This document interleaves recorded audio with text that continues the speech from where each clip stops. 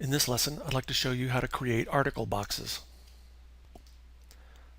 As the reader moves through a document, the text the reader is encountering may jump across other photographs, it may jump across charts, it may jump from page to page over tables and that sort of thing. An article box just allows the user to click with the mouse and jump from the end of one piece of the article to the beginning of the next piece of the article or the next piece of the text, regardless of where it shows up in the document. You'll see this in magazines a lot of times where it'll say continued on page whatever.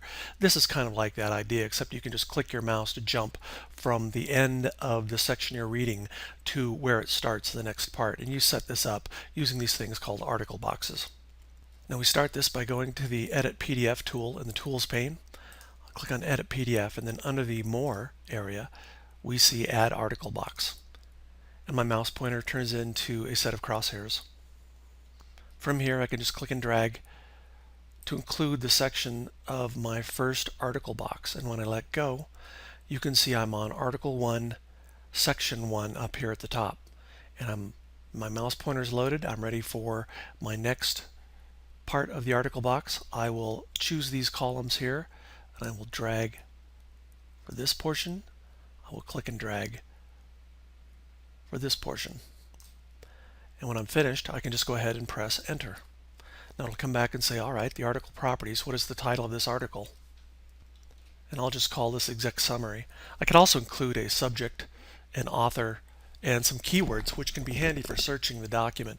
Not just searching for words within the document, but you can also search the metadata within the document that's contained within the document. So if you want to collect all the authors of a given article, you could do it this way. I'll click OK, and I'm ready to go ahead and start my next article. Before I start my second article, I'd like to go ahead and add a couple more columns that I missed in my first article. So what I can do is come back out, and just to be sure, I'm going to click once on the last section of my first article here, and then I'm going to come back and click on this little plus sign in the bottom right corner, and that reloads the pointer for the previous article. And I'm going to go ahead down to my next page, and I'm just going to choose this section called Software, and I'll plug that in. You can see now we're on Article 1, Section 4, and this will be Section 5. And I think I'm finished. I'm going to go ahead and just press Enter.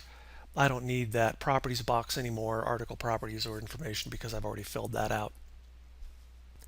Now I could go ahead and start another article right here if I'd like, but I'm going to go ahead and just click my hand tool to back out of all of this. And I'm going to come down here and start another one right down here. So I'm going to go ahead back into More and just choose Add Article. And I'll click on this section right here. And now I'm on Article 2, Section 1. This will be Section 3. This will be Section 4.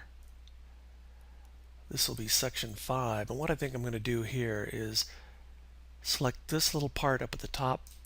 I'll select the photograph on its own. That'll take up the full page. And I'll select this little piece down here. And now I'm finished. I'll go ahead and press Enter and give this a name. I'll just call it Long Range Plan. I can fill out the rest of the information, but I don't need to, and I'll click OK. And I am done. So I'm going to go ahead and just click on my hand here, and I'm going to move back at the top. So you might be asking yourself, well, how can I tell where articles are? How can I get in and work through this article? I'm going to come out, and on my navigation pane on the left, I'm going to right click in a blank area here and choose Articles, and it fires up this little article tool, and I can see I have Executive Summary here and Long Range Plan underneath. And if I'd like to start one of these, I could just go ahead and double click, and it brings me into that first page there. Now notice my pointer also has a hand with a little down arrow, and all that means is if I click with my mouse, it's going to jump to the top of the next section, and I'm just going to move through the section. I think you can see how handy this would be for someone with a eyesight disability or an impairment or some other form of disability. This would really help them navigate a document.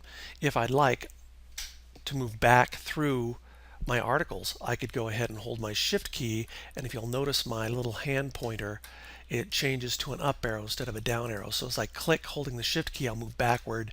Without the shift key, I can just move forward.